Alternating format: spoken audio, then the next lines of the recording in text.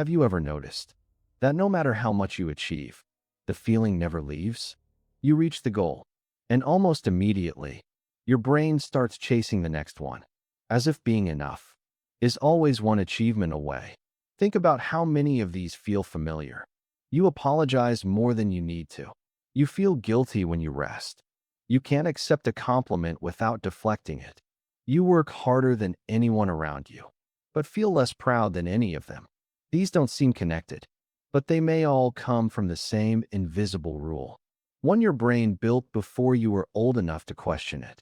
For some people, love in childhood wasn't simply given. It was connected to something, to grades, to behavior, to achievement, to being the child who didn't cause problems, to being the child who made their parents proud. When we're young, the brain is especially sensitive to repeated emotional experiences.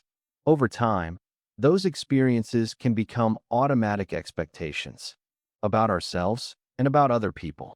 And quietly, without anyone saying it out loud, the brain registered a rule. Love is not something you receive. Love is something you earn. This rule made sense then. If praise came after achievement, the brain learned to achieve. If affection came after good behavior, the brain learned to perform. If belonging felt conditional, the brain learned to prove. And it worked, at least for a while. But that rule doesn't stay in childhood. It follows you into your friendships, where you give more than you receive, because somewhere you believe that's how you stay loved.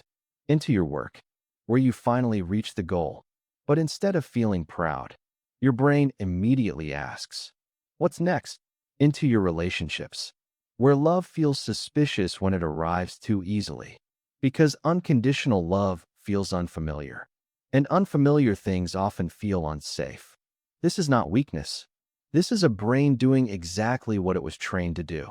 But the cost is real, because when love feels like something to be earned, rest feels like failure, receiving feels uncomfortable, and being enough, just as you are right now, feels almost impossible to believe. Love isn't something you win.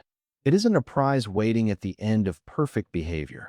The child who believed love had to be earned did what they needed to survive. But you don't have to keep living by that rule, because understanding the rule is the first step toward rewriting it.